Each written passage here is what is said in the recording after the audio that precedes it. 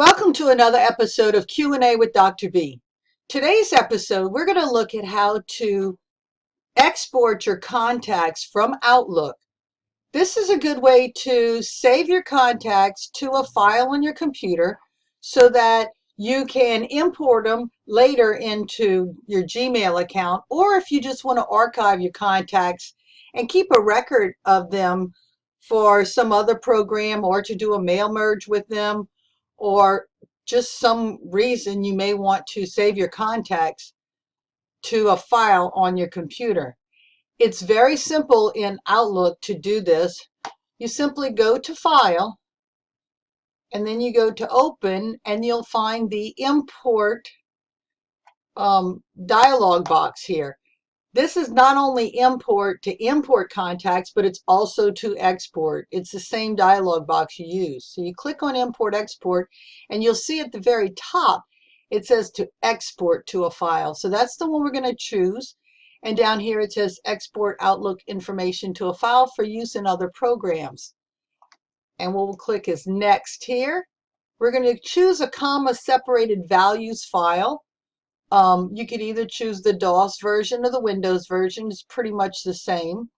You could use the tab separated values file, but I find that the comma separated is much easier to work with than the tab.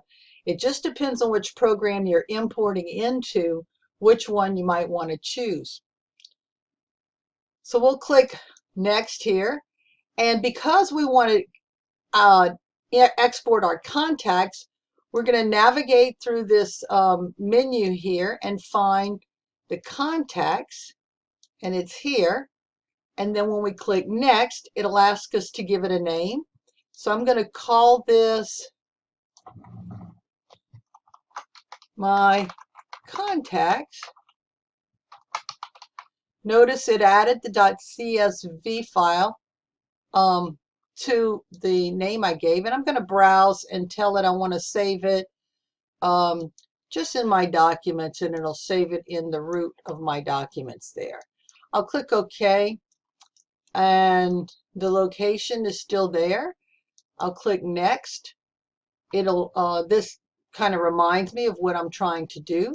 When I click Finished, now it's exporting all of my contacts to a CSV file.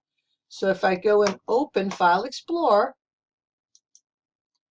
and look in my documents where I put them, I can see that my contacts were saved here. Even though it's a CSV file, Excel will open that file. So I'm going to just double click on it.